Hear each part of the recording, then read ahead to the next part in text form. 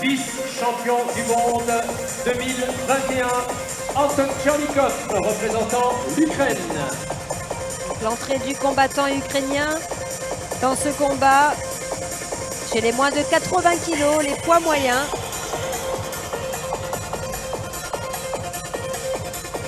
Anton Tchernikov dans le coin rouge. Cette finale des moins de 80 kg représentant la France, Alfousseynou Camara.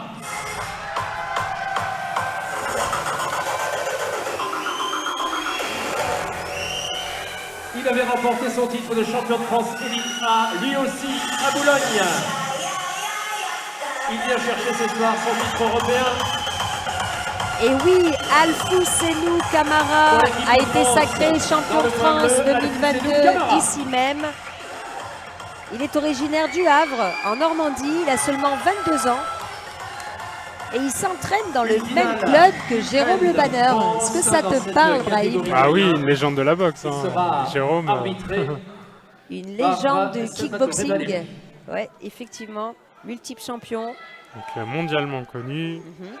Allez, c'est le dernier combat ce soir. Qui a une longévité assez impressionnante. Jusqu'au bout. Et d'ailleurs, petit scoop, il a l'intention de recombattre. Ah. Ouais. Pourquoi on n'arrive jamais à s'arrêter. Il a un élixir de jouvence, je pense. Alfousseynou, qui vient du club Omnisport Émergence et qui s'entraîne également avec son frère. Il a un frère jumeau. Ils s'entraînent tous les deux depuis 2015. Et comme on l'a évoqué, ils peuvent bénéficier de l'immense expérience de Jérôme Le Banner, puisqu'ils sont dans le même club. Bon, là, une boxe assez propre, hein. Donc précise. Et là, encore une fois, une opposition droitier-gaucher, Brahim. C'est ça. Donc on sent la puissance dans chacun des coups.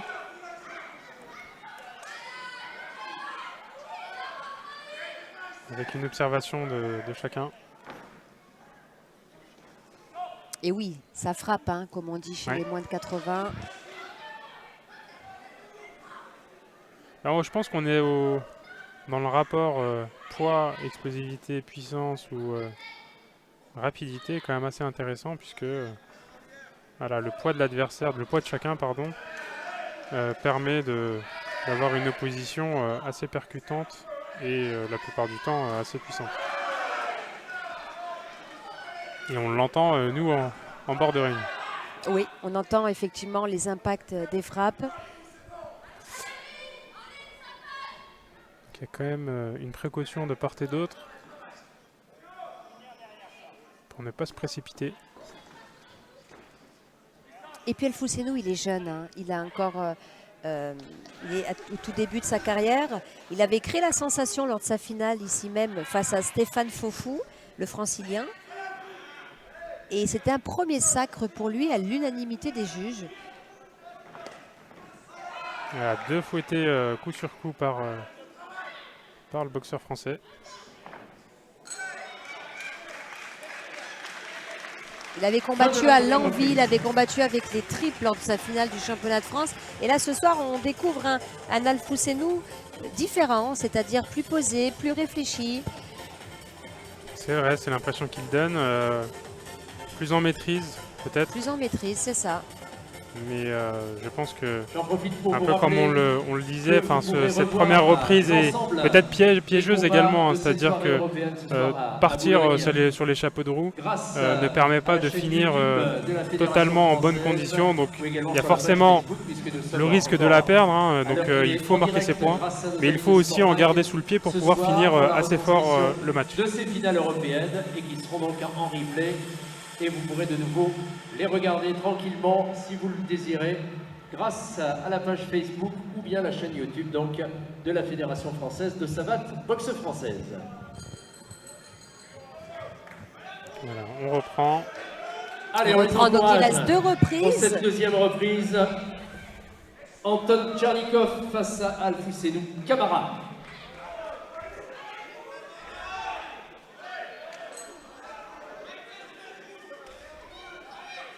Alors, quelles ont été les consignes, Brahim? Je pense que là, on va avoir une recherche de maîtrise lors de cette deuxième reprise. Et on voit que Alfousseynou accélère un peu, son adversaire également. Effectivement, il change de rythme. Donc on voit aussi la recherche de la jambe d'appui par Alfousseynou. Une accélération avec les points. Oui, c'est pas mal. Les points ont pas mal touché. Puisqu'il enchaîne sur des séries de 4 à 5 coups. Exactement. Oui, très beau décalage d'Alfousseynou.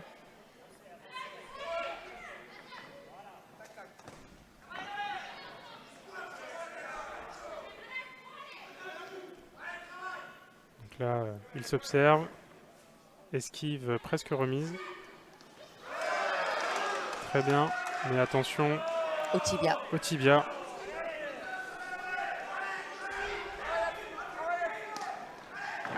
Attention, donc il a été pris de court et donc tombé à cause d'un mauvais appui.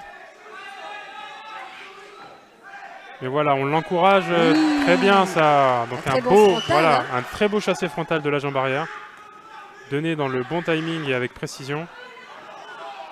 Je suis impressionné par la progression d'Alfousseynou. Je vous assure qu'il n'avait pas boxé de cette façon. C'était au mois d'avril. D'accord. Et en quelques mois, je vois une progression impressionnante. C'est vrai que j'avais regardé sa finale et là, on sent une maturité assez intéressante. Oui, une maîtrise, comme tu l'as évoqué. Bravo, super côté visage de la jambe avant. Donc il a une manière d'envoyer ses jambes assez intéressante, c'est-à-dire qu'il ne fait pas d'appel avec sa jambe. Donc en départ arrêté, donc très important au moment d'envoyer la jambe parce que ça perturbe l'adversaire, il ne voit pas venir le coup. Voilà, et pour sa jambe arrière tout à l'heure en chassé frontal, il a fait un peu pareil, il a choisi le bon timing et le coup est passé de manière assez intéressante. Et direct surtout. Effectivement, c'est intéressant parce que ça doit être dur de ce genre de technique, du fait que vous devez armer à chaque fois. Voilà. Et le fait de créer ce suspense, voilà, exactement. C'est plutôt difficile à réaliser. Donc en fait, voilà, c'est comme, et je dirais que c'est comme dans les autres disciplines, il faut essayer d'envoyer le moins de signaux au moment de déclencher son coup. Donc le coup doit être lancé avec sa trajectoire la plus optimale et son timing le plus optimal. Donc ça nécessite de l'entraînement bien évidemment, mais aussi une bonne préparation physique comme on le disait, puisque musculairement on va mobiliser en explosivité son corps. Allez, il faut les encourager là. Et donc il faut absolument avoir une pleine possession de ses moyens pour pouvoir le faire de manière efficace. Pour la troisième et dernière reprise de cette finale. Voilà, et on se salue et oui, très bon esprit, à l'approche voilà, au début de la troisième reprise. On voit l'Ukrainien qui recule hein, et Alfousseynou qui enclenche la marche avant et on l'a vu. Avec un très beau fouetté intérieur. Bravo. Exactement, donc au moment, en fait, il cherche le déclenchement de la jambe par l'Ukrainien, donc jambe avant, qui est lui sa jambe droite, pour pouvoir taper en dessous, donc avec un fouetté, et il vient cueillir la jambe d'appui. Et là, encore une fois, il casse l'action de l'Ukrainien, il l'empêche d'enchaîner. Encore une fois, voilà, il a compris, il a trouvé son tempo. C'est ça. Et de temps en temps, il nous place un beau chassé visage. Une droite à ce moment-là. Et oui, c'est déjà la dernière reprise de cette soirée. Et j'ai envie de dire, Brahim, ce fut trop court. Oui. On a envie que ça dure, mais ces boxeurs ont produit des efforts assez importants et exceptionnels. Et là, son public l'encourage à finir. Qui était déjà là en finale nationale. Voilà. Ils sont encore là en finale européenne. Ils sont là, ils scandent son nom. Son petit surnom, Alfou. Alfou, oui. Voilà, le chassé d'arrêt qui a aussi très bien lancé et donné. Donc encore une fois, il permet d'éviter à l'adversaire d'avancer et de marquer aussi ses points, hein, très important. Et c'est un coup qui fait mal aussi. Oui, parce qu'en fait, on vient taper avec le talon la plupart du temps. Donc ça fait un effet de piston et de poinçon au niveau de la cuisse de l'adversaire. Et à répétition, ça ankylose le muscle. Hein. Donc on essaye d'éviter de les prendre. Mais là, il a réussi à en placer plusieurs, donc c'est très bien pour lui. Voilà, on sent que l'Ukrainien veut essayer de marquer des points. Hein, donc, voilà. Mais c'est la fin de cette reprise et la fin du match. C'est un très beau combat à base de maîtrise, de timing. Tout ce qu'on aime. Voilà. Et vraiment, je le répète, je suis impressionnée par Alfousseynou. Il a dû s'entraîner, mais waouh! Oui, après. Parce que vraiment, il y a une progression en quelques mois. Comme peut-être tu le ressens, c'est que entre la finale du championnat de France et cette compétition aujourd'hui, mais en fait, il a eu plusieurs stages en équipe de France. Conjugué au travail fait en club, je pense que ça ne peut que lui avoir apporté une approche boxe complémentaire à ce qu'il avait auparavant. Et il faut le dire hein, pour l'avoir vécu, c'est vrai que lorsqu'on va en équipe de France et qu'on participe aux différents stages, on a accès à un staff. Et je tiens à souligner, et j'en saisis l'occasion, le parcours et la carrière de Jean-Luc Huon, donc le kiné de l'équipe de France, qui prend sa retraite aujourd'hui et qui a vu passer entre ses mains et sur ses tables de massage bon nombre d'athlètes qui sont devenus de grands champions. Et aujourd'hui, ça conclut un peu sa carrière en apothéose, puisque les Français lui ont offert une belle moisson de médailles. Hein.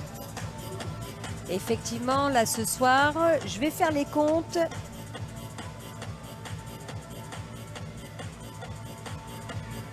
Avant la proclamation des résultats, un petit appel pour les représentants de la Bulgarie. Les représentants de la Bulgarie, merci de vous présenter. Pour l'instant, nous sommes à 7 titres sur 10. Pour récupérer et on aura peut-être, voire sûrement un 8e titre avec Alfousseynou. À voir. À voir, mais... Nous allons proclamer le résultat de cette finale des moins de 80 kilos ce soir à Boulogne. Sacré champion d'Europe à la majorité des juges. Et ce sera donc 8 titres de champion d'Europe pour l'équipe de France de boxe Savate. Ce soir, boxe française Savate. Lui aussi. Bravo à tous les tireurs et tireuses français, mais également internationaux. Bravo aux 9 pays qui ont participé à cet événement. Pour la première fois organisé à Boulogne-sur-Mer, terre de la Savate. Exactement. Merci Brahim de m'avoir accompagné à ces commentaires. Ce fut un réel plaisir. Donc merci à toi. Non, merci à toi, un réel plaisir partagé. Et j'ai passé. Première expérience pour toi. Oui, c'était une première expérience, mais j'ai pris beaucoup de plaisir à commenter ces matchs à tes côtés. Et très sincèrement, on a eu une très belle soirée de boxe et j'espère qu'on en aura d'aussi belles dans les prochaines années.